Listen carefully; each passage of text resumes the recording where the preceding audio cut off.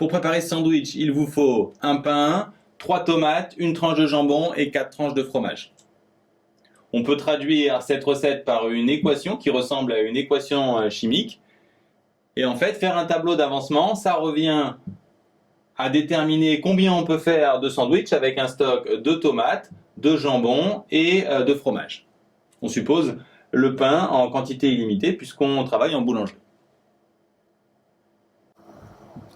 On veut déterminer combien on peut produire de sandwich en suivant cette recette avec ce stock.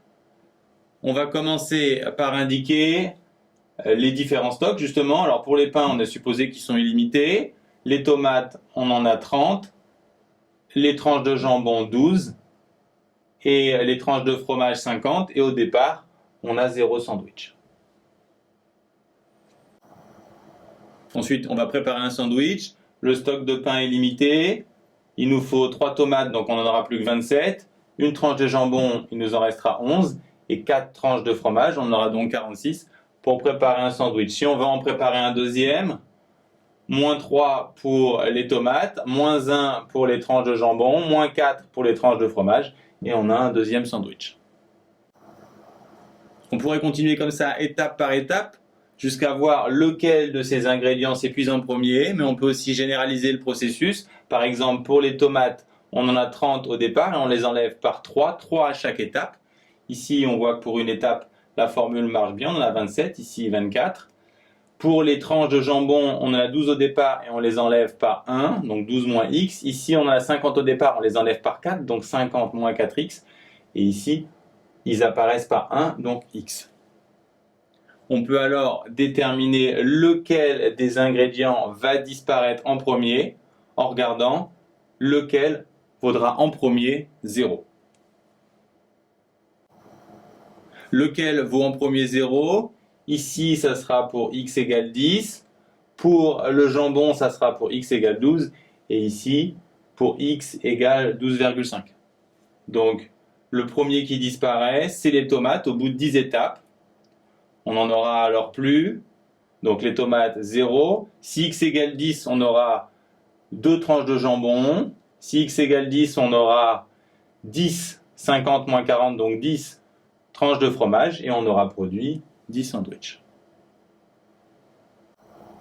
En chimie, on appellera le X l'avancement de la réaction, celui qu'on obtient à la fin le X max, et le premier ingrédient, le premier réactif qui disparaît s'appellera le réactif limitant.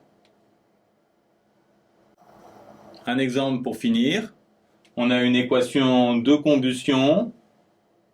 On sait qu'on a 0,17 mol de pentane mis en présence d'1,15 mol de dioxygène.